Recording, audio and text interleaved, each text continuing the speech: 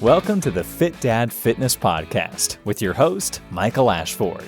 Being a fit dad takes commitment, effort, discipline, and enthusiasm when it comes to your fitness and your family. And at the Fit Dad Fitness Podcast, it's all about encouraging fathers to live an active, involved, healthy life with their children by bringing you interviews and content with real dads who are doing just that.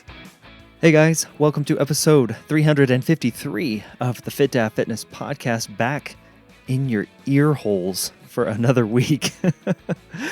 Guys, I hope you guys are doing well, and as always, hope your families are doing well. It's a little bit of a heavy time here in Colorado. If you have paid attention to the news at all, you know what I'm talking about, and happens too much, guys. Happens too much, especially in this state. So I don't have much by way of announcements or things to get to. I want to jump right into this week's interview because this one's a fun one and it'll do me some good just to roll right into it.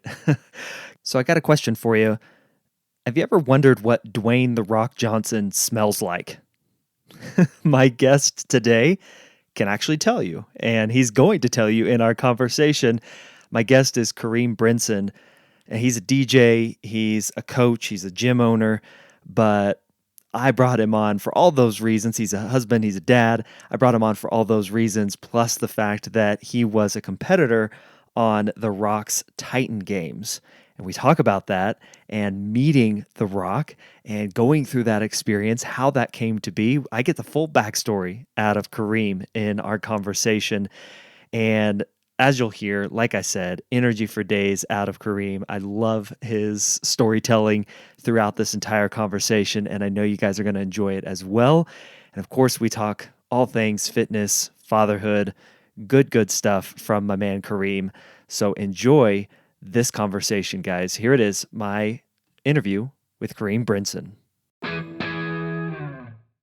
So I want to start here, and I can see a lot behind you there. Oh yeah, you're my little boy. You're a DJ, man. Tell me, how'd you get into that? What's that life like? It's. I mean, right now it's different than what I'm used to it being, but it's nonetheless still entertaining. Entertainment was always something that I always was driven by. So like I just love to be in front of people, love to entertain crowds, and I had a thing of music growing up. So it was just like when I got to high school, I kind of just combined the two of just being able to entertain people and then the love of music, and found my way into the DJ world. So then ever since then, it's just kind of been an incredible ride that's just taken me pretty far. Who were your early musical influences? The guys that the guys and gals maybe that you grew up listening to who kind of influenced that love of music? I grew up, Michael Jackson was one of the early influences. I still am into like the early hip hop stuff. So it was like the Jay-Z's, even like, actually that's probably where I really found myself, like the Jay-Z's, the DMX, or like that late 90s Wu-Tang. they kind of like got me influenced into staying into the music and really like where I drew the passion from. I used to listen to the radio, and back then you had to record, like the only way you could record music was through tapes and cassettes and like catching it on the radio. So I used to always have to listen to the radio to find a certain song that I wanted. And as soon as I caught it, my tape is ready, hit that record button and record it. That way I would have that song playable at any time. And man, I actually just found a box of my old tape cassettes too, that I wish I had a tape player to play them on. I got a thrill out of that. That was like something that just was like, just tuned into the radio for hours just to hear one song so I can record it. Are you a musician at all? I mean, and help me understand, is that something that we ask DJs? I'm sure you're putting stuff together and there's a creative element to that, but do you sing, do you rap, do you do anything musically? Yeah, so my early music influence was, or playing instruments, was keyboard. So I learned how to play the keyboard and piano. First song was the Star Spangled Banner, and then I grew to play a couple other songs. So I was playing in elementary school. But I will say, like, I kind of got away from it. And then, like, I don't know, like reading music was not my strong suit. I would have to hear it first for me to play it. So as like, I guess was supposed to learn to read music, I just couldn't really grasp it too much. So I kind of strayed away from playing on the keyboard and piano. Yeah. But I then I tried my I think every DJ tried their hand at rapping, I will say. And I wasn't that great. I wasn't that great. It was more so like, you know what, this is not for me. You know, maybe I was just trying, and then that's actually when I also just like was like, hey, I can be a DJ. I thought like that's also an entertainment aspect that I can still be in front of people, still entertain, and not necessarily have to put words together and try to make them sound cool. I just couldn't do it. I just didn't have the flow, didn't have the rhythm for it. Yeah, man. What do you think people don't understand or realize about what it takes to be a DJ? Like what's something that someone like me who's never done it might not understand? I think it's, you know, it's the crowd control, because as a DJ, right, you control the energy, you control the vibe, you control everything about you. Like you have to be able to pretty much create a soundtrack for the night, and depending on what kind of night that you're having, whether it be a wedding, it could be just a all out party, it could be something that just maybe required just nothing too crazy, but you control the energy. And I think people fail to realize it's not that easy to do. Like be like, oh, I can put a playlist together and like, you know, say, hey, this is what these songs are going to get played. But then it's the order of songs that's being played. How long are you playing the songs? That all comes into factor when you're like, you know, trying to be a DJ and you have to have the ear. Then like, let's say you're playing one song and guess what? That song is so long that now your crowd is like, kind of like, all right, we're over this. You got to be able to see that from the crowd and like, all right, they're over the song. Get ready to transition to the next one. And I think that order of song flow is very key. It matters a lot, because like if you don't have the proper flow, your energy could be here, up here, then your next song could be down there. And if you drop, it's a great chance that dance floor is clearing out. People. So it's just a matter of knowing what to play, how to play it, when to play it. Dude, what has this time been like? What's the last year been like for you, man? Man. So this year, you know, it's like I said, this year has been different. In the sense of like the whole entire, you know, my industries, the DJ industry, the nightlife, that entire industry is pretty much on standstill. It's, you know, I'm in New Jersey and we're still under orders where we can't have big events, not even big events, like even the small events, they're on like a very, very low scale of what you can have, what you can do, what people can come out. So for us, as DJs, like we've taken a hit, huge hit. So for me, it's been, you know, it's been pretty quiet. I went from working, let's say 3 to 4 nights out the week with events and gigs, because I'm big in the wedding industry right now. Also, I play my hand in like the nightclubs as well too. So, and being that all of those have super hard restrictions right now, like that's non-existent. So, you know, I went from 3 to 4 gigs in a week, you know, to 1, maybe a month, if that. So like, I just actually had an event on Saturday, but prior to that, the last event that I did was in October. Wow. So it's, you know, it's definitely taking a hit, but at the same time, for me, it was, I looked at it as a blessing. It was a way to kind of slow down, put a focus onto other things that I had going on, and, you know, not stress about it, because I knew personally, like I set such a, you know, I did so much work with my DJing that like I knew once the world came back together, I'll be right back into everything. So, you know, it wasn't for me to like sweat it and be super down and upset. Like I know a lot of other guys, my other friends that DJ, you know, they were kind of hit because this is like their main thing. And, you know, they needed the income, didn't know what they were going to do outside of this. And like, you know, a lot of them had to pick up some other jobs, and like now a lot of them talking retirement. But it was something for me, like, while this was my, you know, main thing, but it was just still like, all right, well, fine, let's just focus this energy and put it elsewhere, and let's grow another passion of yours and just go from there. And when it's time for it to open up, hey, you be ready. So it's been cool. I've dealt with it. I dealt with, I think, the most positive way that you can possibly deal with the situation without being so upset and down about it. Sounds like it, man. Where did you direct those energies? Where did you put that focus? So I put that focus into, and then like, it's funny because now my other passion is fitness. Right. So I work at the time I worked at a gym, still my gym, but I worked for a gym, Complete Fitness Solution out here in New Jersey.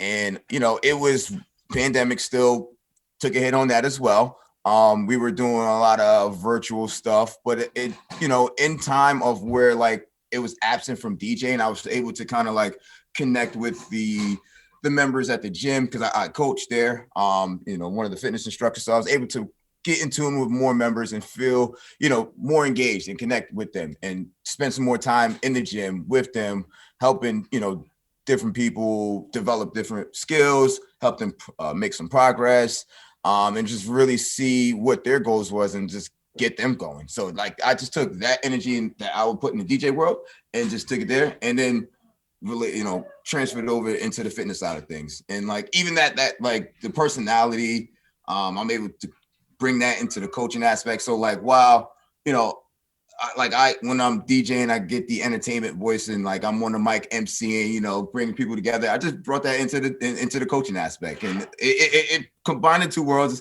has been fun. It's been cool with that, and people see that like, oh, like you're in your DJ voice, and they hear me like when I play the music, so I'm selecting the playlist, and they like, oh wow, like we're getting that DJ Reem in the gym in the coaching aspect, which they love. So like I said, I was able to just transfer the energy into that and put it into there. All right, man, I gotta hear DJ Reem. Like right now, let's hear DJ Reem come on board. What do I say? I'll be like, hey, ladies and gentlemen, I hope you are excited. I hope you're just as thrilled as I am. I'm your mic man, your music man, your all around great guy, DJ Reem, and I'm excited to present to you such and such. And we're here to have a blast. We're here to party it up. Who's with me? Who's ready to rock it out? Make some noise for me. Left side, I can't hear you. Right side, I can't hear you. I want to hear everybody. Bring that energy to level 10. Something like that. Love it, man. Thanks for indulging me on that. I couldn't help it. I couldn't resist. Man, what is something that you learned the most during that time, only being able to connect with, people who were still interested in their health and fitness virtually, just like what you and I are doing now over Zoom? What did you learn the most about what it takes to be a good coach? I learned that you have to allow people to, I think a lot of people, I learned that people have these feelings and they didn't know how to talk about how they wanted to go about their goals, right? And I think everyone has a certain goal in fitness and that they want to achieve, whether it be better fitness, whether it may be look good, look better, diet, nutrition. They don't have the ability to sometimes put it out there. So sometimes, like, I felt like having general conversation with people and clients was such the key to get them to open up without feeling like it was forced. If you follow what I'm saying? Like, yeah. It was a lot of people who just was like, they had these goals and they just had these ideas of what they wanted to do. And while we were here, I always say like, hey, I'm here for you guys. And let's, let me know what you need. Or always left that door open. They would never necessarily walk through the door. So what I used to do, or what I have been doing, was just having general conversation about life, because, during the whole pandemic and shutdown time, everybody kind of has been going through, certain things. Everyone has their things that they've been going through, dealing with. And like, so I've been kind of like just asking them about their typical day, and just seeing what's day-to-day like with them, checking in with them. And then that allowed them to actually feel like they're connected and closer to me, to where now they can open up more about how they want to, go about their goals and ideas and whatnot that they had. So it was just more so connecting on a personal side, I felt, with a lot of clients that I learned how to do better. And that just opened up the floodgates. Instead of just like, hey, my door is open, I kind of like went to the other side, invited them, kind of grabbed their hand and brought them into the other side, in a sense. How about yourself? How did you get the fitness bug, I'll call it? How did you get into, becoming a coach, becoming a fitness instructor, and being a part of that world? I mean, obviously you're a fit dude, man. Like, where'd you get your beginnings from? Yeah. So I always wasn't like this. I was, it wasn't until my 28th birthday. I had a little birthday party that, like, I was an out of shape guy, weighing close to 300 pounds, never worked out, honestly, a day of my life before 28. And like, it was a party that I had that I, kind of went overboard. And I just remember seeing the pictures of myself the following day. And I was just like, man, I need to get it together. Cause like at 28, that's where, you're pretty much at the end of your 20s, going into your 30s. You want to make sure that you're on the right path for success in life. And like, I felt like I just was not there. All while I was still like a very successful DJ at the time, but it was just like, how long am I going to be successful if I can't look healthy? Like I was not healthy at all. Like the late night eating and the drinking, and like I said, working 3 to 4 nights a week. So partying and to 2 a.m., 3 a.m., it was just catching up. And, I made that decision. I was like, I'm going to change my life around. I'm going to sign up for the gym. I remember seeing that picture. And then the next day signed up for a global gym, and was just like, I'm going to work out. And while I didn't know exactly what I was doing, I was just like, I'm here and I'm just going to continue to figure it out while I go. So, doing simple stuff, treadmills and weight resistant training, benching, biceps and all that stuff. Like what I always heard people talk about. That's what I kind of like gravitated to at first, and then found my way into some classes, and to where it was just like, I think I like this fitness stuff. And, and I will say what motivated me, encouraged me at the time too, was like people who thought, like, who doubted me. It was just like, oh, that's Reem. He's just going to work out for 2 weeks, 3 weeks, give it a month. And then that's that. So I was just like, I got something to prove to you guys. And that's what kind of like gave me like the encouragement, the motivation to just keep pushing through, to where now it's just like, damn. Where do you think that doubt came from, man? Like where was that coming from? You know what? I feel like that doubt, it's just, man, what's crazy is like, it came from a lot of people that was close to me. So like a lot of my friends, a lot of my peers, like it was mainly them echoing that doubt and trying to let that sit on me. And it was, and granted, like, these are my friends, like close friends. Like I love them all. And it's why I thank them all the time too. But it was just like the fact that they were just pushing that on me. It was just like, I just wanted to work hard. Why they did it, it was, I can't say why. I don't even know why exactly they were like that. But, I don't think it came from a very bad, like a malice place, whatever. It was just something that they just felt like, we see these stories all the time. They're just going to, he's just got the workout bug and that's only going to last a month. And I think maybe because they also tried it as well and just wasn't like, committed to it. So they didn't think I would be committed to it as well either. And plus they knew how big I was and how, fitness just wasn't a thing of mine. Like a lot of them too were like former sports athletes, to high school sports athletes, collegiate athletes. So, they look at me and they were like, no way you're doing that. And I get it. And maybe I would have did the same if I was them. I'm not going to lie, but it was just like, I got something to prove. I'm going to show you guys otherwise. How important was that to have that kind of motivation sitting in the back of your mind? Like, I'm gonna make this happen and you guys are going to watch me. It was definitely important. Cause I was like, I'm going to make them eat their words, and they're going to be like, okay. Cause it made me get up. I will say, like, and it was their words that, from some days, it was just like, I don't want to go. I don't want to do this anymore. Like I thought about quitting. And it was like, some days it's like, I don't want to do it. But then I hear them in the back of my head, like, told you it wasn't going to last. And it was like, cool. And that got me up, got me to go to the gym, got me kept me on pace and on track with everything. You brought up something really interesting. You're a DJ, man. And at the time you're partying, you're staying out late until the late hours of the night. How did you make it work? Like, how did you just tactically fit in fitness to what I got to believe is a pretty insane schedule, right? Yeah. How did you make it work, man? At first it was tough. It was like, I wanted to make, it was fitness to me. It was always DJ first, and then fitness will come after. Right. So like the priority was making sure that I got around a DJ, and then you can hear my kid. Hey, this is a podcast for dads. We all get it, man. It's this podcast for dads. So dads know when their kids cry. It was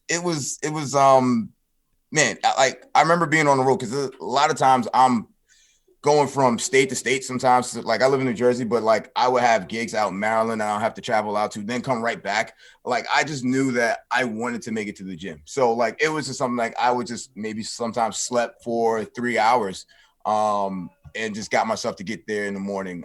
It was just like I fell in love with the results. I fell in love with the results that I was seeing, and I wanted to make sure that they still happen. So for me, I still designed my schedule to make sure that I was still going to be able to still DJ, but also get to the gym in the morning. And you know what eventually started to happen is this would kind of like phase me out of the nightclub, the night scene, was that because, you know, doing the nightclubs, you're not done till, you know, clubs close around here at 2 a.m. But then like after you pack up and, you know, see what you got to see with the peoples and the club owners, promoters and whatnot, you're not leaving until about 3, 4 a.m. So in that, I felt like was starting to affect, you know, my schedule, my workout schedule, because I like to work out in the mornings. I'm more of a morning guy. So I slowly phased myself out of the night scene, and was like found other ways to make money. And that's when I came into like the wedding stuff, where that's over like, you know, 10, 11, I can get home by 12 and still be okay in the morning versus 4 a.m. So I would say like the fitness, the fitness commitment to fitness kind of changed my DJ path, which for the better, because honestly, the whole nightlife scene was getting, I don't know, like I'm in my 30s now, and it's like, it was just getting a little too, you know, old for me. It was fun, but I had its fun, and I was kind of like over it anyway. So I wanted to kind of get into the next season, the next phase of where my DJ career was going to go. And lo and behold, the fitness side, the commitment to fitness kind of took me into that next season. And actually, this is where I'm flourishing at right now. So it's incredible. Awesome, man. That's really cool to hear. Yeah. Now I got to ask, you know, and I see Mr. Dwayne Johnson staring over your shoulder right there. That guy right there. That guy. What's the reaction from those friends, those same friends who were like, you're never going to stick with it, when you find yourself on the Titan games with The Rock? Like, take me through the process to get there. What's their response when you land that, man? You know, they thought it was like, at first, they didn't believe it. And they was like, no way, no how. And I'm like, okay, cool. And then like when I actually went down there because they had the, because I even kept it under wraps from them for a while, from a lot of my friends. Like the only people who knew per se were my wife, my daughter was there, and like some close family, right? And then some people at my gym as well. And you know, my friends were kind of the last to know. And you know, even when I initially told them, they was just like, whatever, no way. And then I'm like, all right, cool. And then I took a picture while I was on set, and I sent it to them and put it in my little group text that I have with all my friends. And they were just like, oh, you really are down there. And I'm like, thought I was playing. So it like they had a moment of shock, and they were just like, wow. And then that's when they're like, man, I remember, and this is like a running joke, like Fat Reem. They always used to call me Fat Reem. Like, oh man, Fat Reem. Wow, like we remember when you were just Fat Reem and doing this and doing that, and now you're on TV with Dwayne Johnson. And like, you know, if they had a chance to eat their words, that was that moment right there. Big scoop and handful, right? Exactly. Put a little dash of salt on it. Tell me how it tastes. Man, how did that opportunity come about? How did you get connected with the Titan Games? You know what? It's funny that it wasn't an opportunity. Honestly, I didn't seek it out. I'll be honest. Like it was something that kind of just fell into my lap, and I was just like, I thought it was, the guy who initially reached out to me through Instagram, and I was just like, you know, oh, it's just Instagram. No way somebody's reaching to me about a TV show, because that was not on the radar. All I was doing, honestly, like in Instagram, was just like posting fitness pictures of videos of just me working out here and there, some DJ stuff and family stuff. Like, and that was it. Like, it wasn't nothing spectacular. I don't have a lot of followers, maybe 2,000. Well, at the time, probably like 2,000. And like, you know, it wasn't, no, I didn't think I was that interesting, to be honest. But then when the guy reached out and he was like, hey, you know, we're casting for the next season, would you be interested? I thought it was spam, so I didn't answer it. I left it unread, and it was just like, no, this is spam. No one, they're not going to get me. I knew how that goes. So I was like, no one's getting me.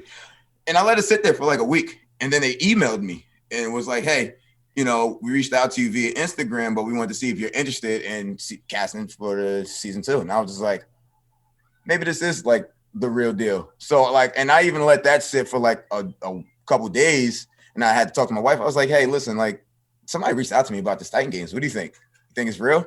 She's like, well, you won't know until you answer. So I answered and like say, hey, yeah, I'm interested. And they gave me a number to call, and it was one of the casting producers. And then lo and behold, next thing you know, we're going through the whole interview process and screening. And next thing I know, I'm on a flight to LA to go out there to start filming for the little Columbine action, which was like, wow, like it really happened. I remember getting the email about, because they had to pretty much wind it, like thousands of people that they had inquiries from, they had to wind it down to 60. And I remember I was at a bachelor party, one of my guys' friends, Corey's bachelor party down in Atlantic City. And I got the email that morning say, hey, we're selecting you one of 60 to come out to LA in 2 weeks or 3 weeks to come for the combine testing. And I was just sitting there like, and I didn't tell them that like I got selected, because it was my friend's bachelor's week, and I didn't want to.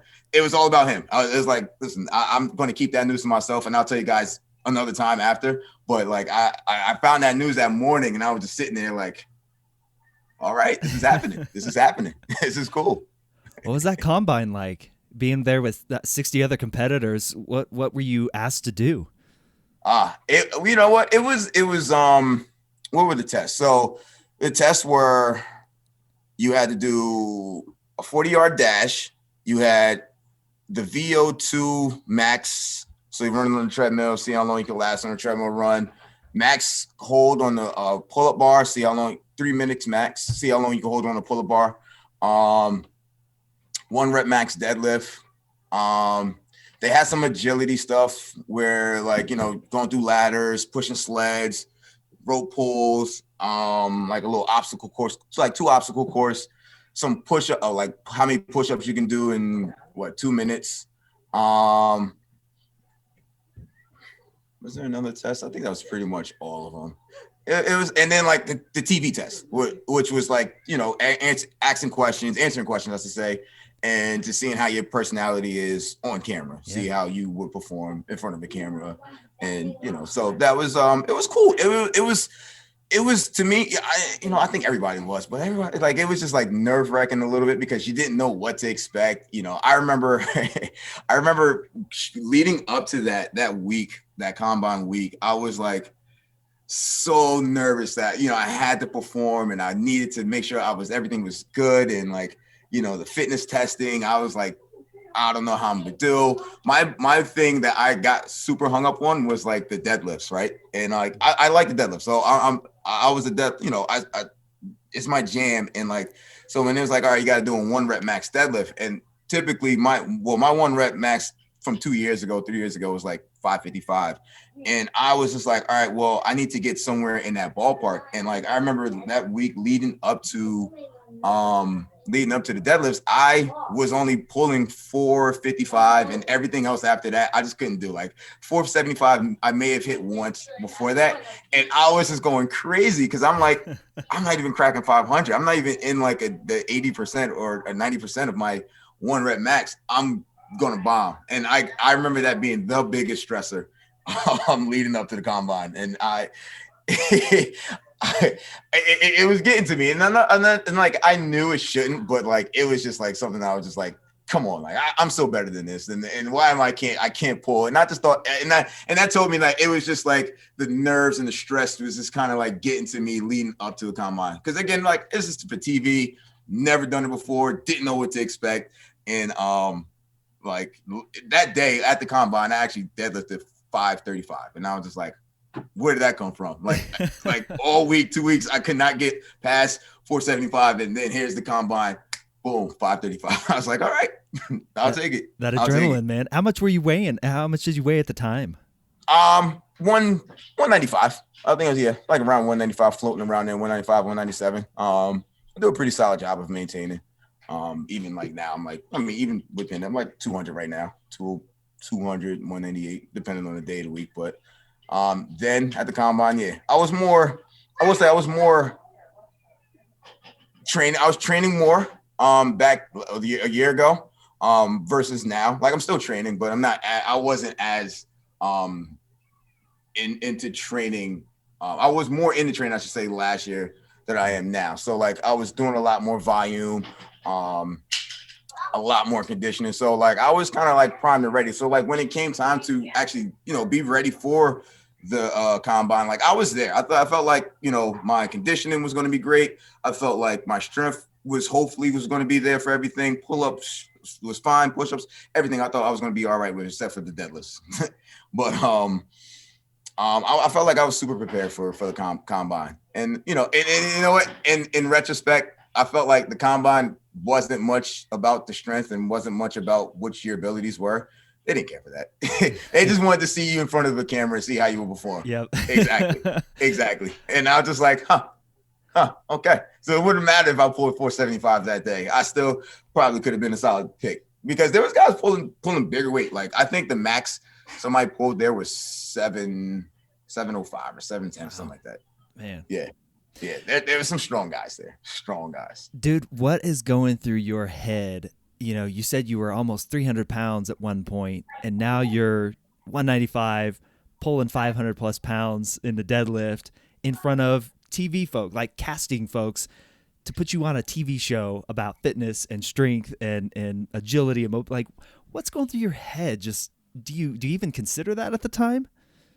No, you know what? I did. You know what? I thought of just the journey. Like I was just thinking of that, and that's what fueled me to like really, push hard while I was there, to really, make the most of my time that I was there, because, it wasn't a guarantee that I was going to get picked from the 60, but at the same time, like I was just like, all right, well, I'm here. I'm going to make the most of it. Your journey that from that 300-pound guy got you to this opportunity here.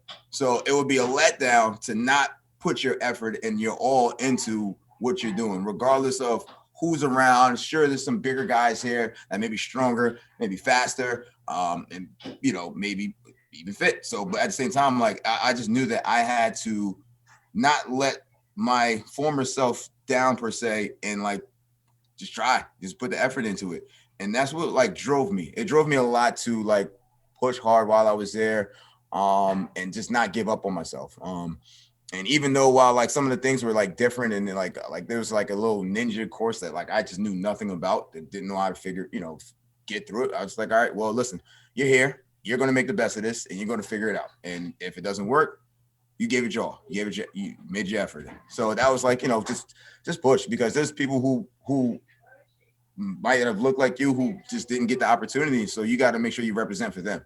So that was the thing. I was like, you know what, I'm going to represent for not only myself, but others that, who came from where I came from, maybe didn't get granted the opportunity, but you know what, you're here, you're going to represent them, and you're going to push hard for them. So like, it was just like that journey in my mind was something that just like gave me the motivation, the encouragement to really like just give it my all, put the effort into it. What was it like getting word that you were actually going to be on the show?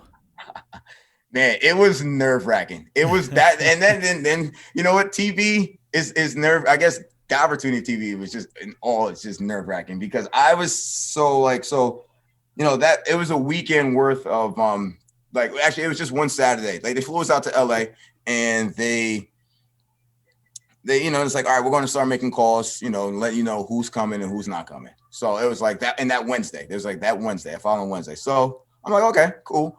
And Wednesday comes, and I'm like, all right, so they're going to start making calls today. I said it to my mom. I was like, you know what? Don't expect much. Just don't like, it's okay. If they didn't call you back, it's all right. But, so Wednesday comes, and I didn't hear anything from them. So I'm reaching out to the other people that were there, and they didn't hear anything back either. So everybody's kind of like, oh, did anybody hear anything? No? Okay. And then Thursday comes rolling around. And then now some people that I knew were getting the calls, and it's like, hey, this and that, they're happening, this happening. And so I didn't hear anything back either. So I'm just like, okay, no sweat it. And then Friday comes, and still nothing. So I'm just like, all right. So by Friday, I was just like, all right, you know what? It's all right. It's cool. You know what? I got out to LA. I had a good time, made some friends. Yeah. Cool. I'm actually out DJing a Sweet 16, right? And, like I said, I already accepted that. That was what it was. So I'm out DJing and doing a Sweet 16. And then I get a call while playing. So I'm just like, and it's from a Cali number. So I'm just like, oh, this is one of them for producers out there. So I'm just like, okay. So I'm just like, I put a couple songs on that I knew was going to flow. Just like, all right, let these songs play. And it was dinner time anyway. So they were just eating. So I was like, cool. So put it on autopilot, took the call outside, and it was like, hey, you still trying to come out? And I'm like, but of course. And so I'm just like super pumped. I get the call while DJing to come, be on the show. So that, like, my mood was already here, like up here, and then it just elevated to the next level. I was gonna say, was your show the rest of that night just the most fire that you have ever put out there? It was the most fire Sweet 16 ever, because my energy went up to the roof. So I was like, you know what, the crowd, you're going to get a lot of this energy, and then that's exactly what happened. And I was just pumped, man. I was just pumped to get that call to come back out and be actually on the show. Super ecstatic. I was just on cloud 9 for like the entire weekend. So I'm sure, man, you've been asked, like, what's it like? Like, did you meet The Rock and all those things? I'm sure are, I'd love to know as well. But I think from the perspective, we only see the highly produced, stuff that they want you to see. What are the things that you experienced actually being on the show that just caused you to think like, oh, this is how it's done, or this is interesting? Like, were there those moments as you're filming the actual show? Yeah, there was a lot of those moments, like learning about like B-roll, learning about the multiple shots that they had to get. So like for them, it was all about making sure that they had the perfect shot, the perfect angle, the perfect footage for, most of everything. Like I would say that like the competition side of things, when you're out there competing, like they'll let that ride. But if they felt like they didn't have what they needed, they'll stop you and like, all right, replay and redo and like do it that way. So that was like, that took away from a little bit of it, because you're like, oh, like you're thinking that you're out here to compete. No. You're out here to make a solid TV show. Perform.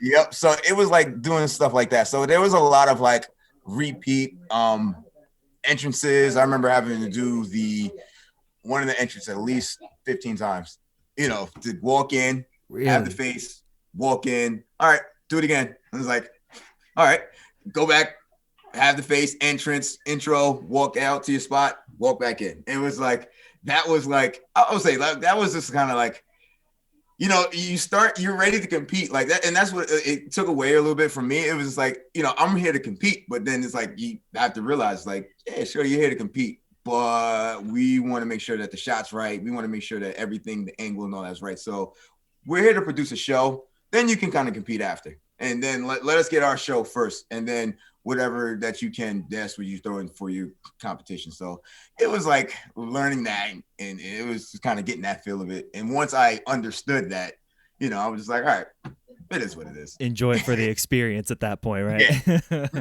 Yeah, which I did. Like it was a super fun time. Yeah. Out there for sure. How much FaceTime did you actually get with The Rock?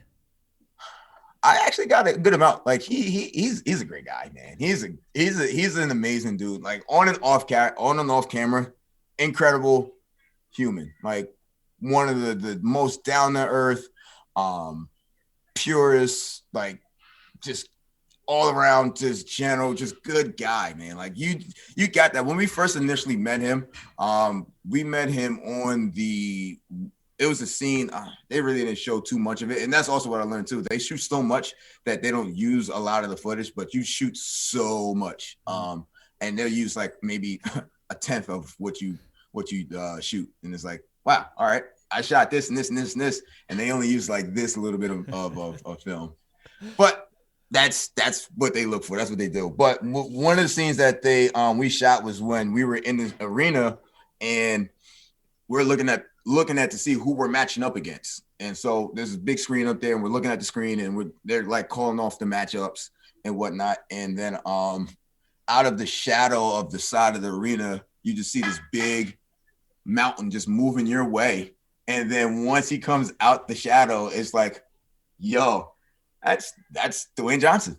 That's The Rock. And he's just this mountain of muscle just walking. And then like he has a talk with us. He greets everybody and like just having a conversation with us as a group, and just like, gave us a solid pep talk about, what to expect, and how to compete and just, that you're doing it for your family and all your friends out there that's watching, yada, yada, yada. So it was cool. And then like he actually individually knew everyone's story too, which I was impressed. I mean, granted, like it's a show and he handpicked everybody who he wanted on, but he remembered everybody's like kids, everybody's family. And he showed love to them. Like he, off camera, he gave my daughter a hug, gave my daughter a dap, little fist bump and whatnot action. And like,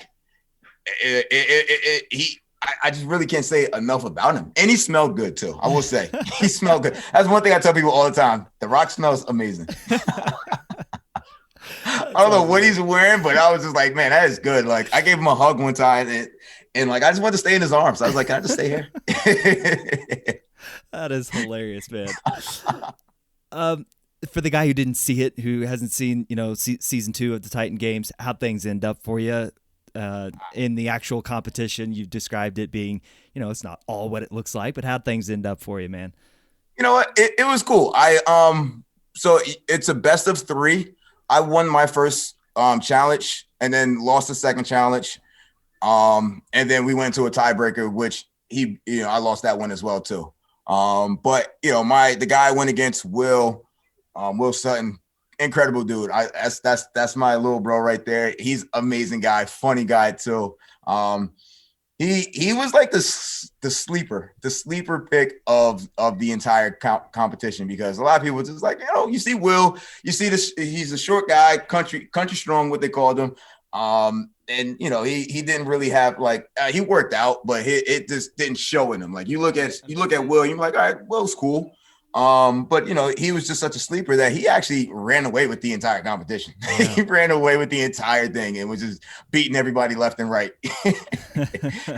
So he's awesome. A good dude. And you know what? If I had to lose to someone, then it was him. It was him. He actually ended up going to the championships too, and losing by not too much, a little bit, but he was a good guy, man. Good guy. Man, that sounds like such an awesome experience, and so cool for you to be able to do that. I'm interested, with that aside, just life as a dad, life as a fit guy who's doing DJ work and everything that you've got going on, man. What's fitness look like for you now? How do you fit fitness in being a dad, being a busy dad?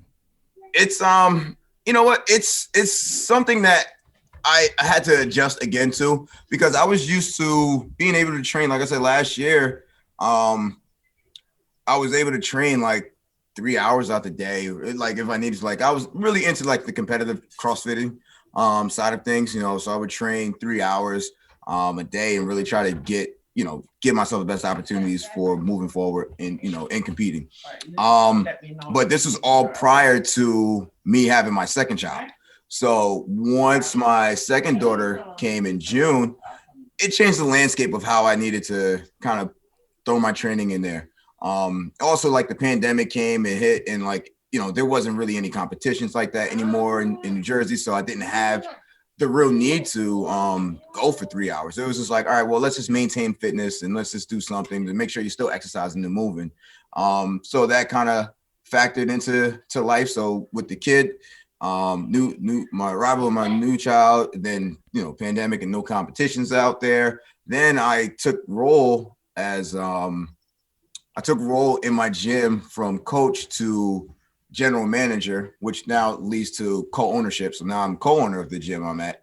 And then that factored into everything as well too. So it was just like, all right, well, I have a lot going on. I still want to make sure I'm getting my exercise in. So my 3 hours of training just kind of still dwindled down, but it was still important that I still got some work in. So I still spent, I actually really loved, what I got reconnected into doing was taking the classes at my gym. So taking the fitness classes at my gym with my members. And that was another way for me to connect with them as well too. So, before in the training for a competition, it was like different. I had my own programming I was following. But then now I'm in the classes with the people I teach and the people I coach. So actually, I love that. And I love being in the class. So in our class is only an hour long. So that's just giving me an hour to still get some exercise in. And then there's days where I still do some extra stuff, like still maybe go on the rower for a little longer, do some interval work here and there, do some extra accessory work to make sure I'm just still maintaining. But like, it's not as much volume as it used to be, but I'm still able to execute. I'm still able to get things done. And now I'm able to spend time with the family, get the work done on the business side with the gym, and keep that operating, keep that going. And then I picked up so many personal training clients as well too. So it's just like my time's all over. So like, like I said, as long as I'm still moving and still getting that hour class work in along with some extra stuff, like it's been still super beneficial. Still good for me. Man, you've got a unique kind of boots on the ground perspective of this whole situation with the pandemic, and especially as a general manager / co-owner now, this is stuff you got to be thinking about. What's the outlook for the gym life, the small personal gym? I don't want to say small, but not the big box gyms that are out there. What's the outlook? What are the things you're thinking about right now during this time, and where we go from here? So I'm thinking like, depending on what your culture is like in the gym, like it's really going to be for us. And I think other gyms, I think it's just your community. The community that you have inside your gym is what's going to really keep that gym thriving. Right. And like, while our gym per se, there a lot, we definitely lost, a fair share of people due to the, people want to stay home more and not be, subjected to the virus and whatnot and getting it. So, that played a part into it. But we also felt like those that were still coming still wanted to still thrive, still wanted to work on themselves. We had to provide special protocols to keep everybody safe, make everybody still feel special. But I think the thing was like, a lot of people in the community still needed fitness. They still wanted fitness, and they still needed a place to be at to escape from, because a lot of them are working at home and pretty much don't have much going on. Social aspect is kind of gone. So it was like, a lot of people like, I still need to come to the gym. As long as you guys are open and, we're being safe about everything, I'm still coming. And, that was what other thing was just like focused on people who were coming. It wasn't so much of trying to draw extra people from the outside. Like, all right, hey, look, if you need a gym, come work out with us. It wasn't that focused for us. While that did happen, like people were coming in like, oh, they're still open. Cause we were doing outdoor classes the entire summer. Cause we still in Jersey, we weren't allowed to work out inside. Like inside gyms were still closed up until September 2nd or something like that. So we have a big parking lot area where we just pulled everything out every day, night in, night out, morning in, morning out, pulling all the equipment out and just like, all right, this is what our workouts are. You guys can still keep your space, keep your distance, whatever, but here, like, we're working out. And we provided that space for people. And it was just like needed. It was needed for a lot of people. Just like, all right, I need to go at least an hour a day to go clear my mind, get out of their heads. Cause like I said, during the pandemic, a lot of people had a lot of things going on. So they just needed that outlet, that 1 hour outlet. And that was my focus, to make sure that 1 hour was one of the best hours of their day. And I think that's why we are still doing well. Because our community was just, we kept them together, we kept them positive, and we kept them encouraged and motivated to continue like to still stay above water, and just like not even just stay above water, but really like be able to swim through and like, listen, we got you. We're here to help you with your fitness and your journeys. And then like me connecting with them on a personal tip too, that also played a factor too. Like I feel like I connected with a lot of members there, and they were just like, I appreciate you and everything that you're doing for us, and just keeping my mind ahead, because there was just things like I said, outside of the gym that they might have a little life going on, and they just wanted somebody to talk to. And I was there for that. So, it was just focusing on the community that we had and just keeping them above water and keeping them going. And that was our biggest thing. When, it's showing, it's helping. It's definitely gotten us through. We're not out of it yet. We're not out of the waters yet, but we're okay. We're okay. I love that, man, and props to you for doing that and putting that level of effort in to build that community. It sounds amazing, and you seem like a great guy. This is the first time we've ever talked, but man, it's the enthusiasm, the energy is infectious, man. So I appreciate it. Last question for you, and I appreciate you joining me today. For the guy who's listening, for the dad who's listening to this, and there are thousands of them, man, what would be your final piece of advice that you'd like to leave to the dads here today? I would say, hey, listen, all my fellow dads out there, still put the time to still get yourself moving every day. I think it's important that, we keep ourselves like, while fitness, may not have to be on the forefront of everything, I still believe that being active is super beneficial for our children because we want to be able to run around with them. I love the fact that I can move around with my daughter, and if I have to chase her, I can run with her. She's into gymnastics, so I can teach her some gymnastic stuff. But I just think like being active for your kids and being healthy for your kids in the long haul is going to be very beneficial. So like I encourage like all my friends now, we're all fathers.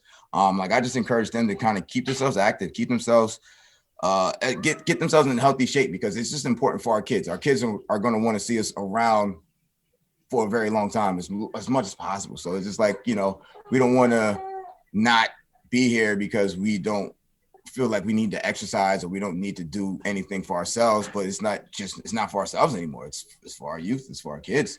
We still should be able to be there in a healthy state for them because we want to be around long enough to see them go through their journey of life and just be there at every step of the way as much as possible. Love it, man. Great stuff. I appreciate you coming on, and best wishes to you and your family moving forward. But for sure, let's keep in touch, man. All right. Yeah, for sure. This was awesome. I appreciate you having me. So many thanks to Kareem, DJ Reem, for coming on the show and sharing that experience of, man, going on the Titan Games and being alongside The Rock and all those amazing competitors. Just a really cool story that I enjoyed, and I hope you did too. If you did, share this episode with someone you know who might really enjoy hearing Kareem's story there, and or just, somebody who wants to be a fit dad or is a fit dad and who would find value in the content that comes out of this show each and every week. For all things Fit Dad Fitness, guys, go to fitdadfitness.com. That's a hub of everything that I do, as I say all the time. You can also follow me on Instagram. I'm at FitDadFitness. And you can go to Facebook. It's at Fit Dad Fitness page. And you can also join the Fit Dad forum there on Facebook to connect in a private forum with other dads who are just trying to live that fit dad life in their own way, supporting each other in that group as much as we can. That's it, guys. Thanks so much for tuning in and listening. Until next time, go out and live an active, involved, healthy life with your kids. And I will see you on the next episode of the Fit Dad Fitness Podcast. Peace.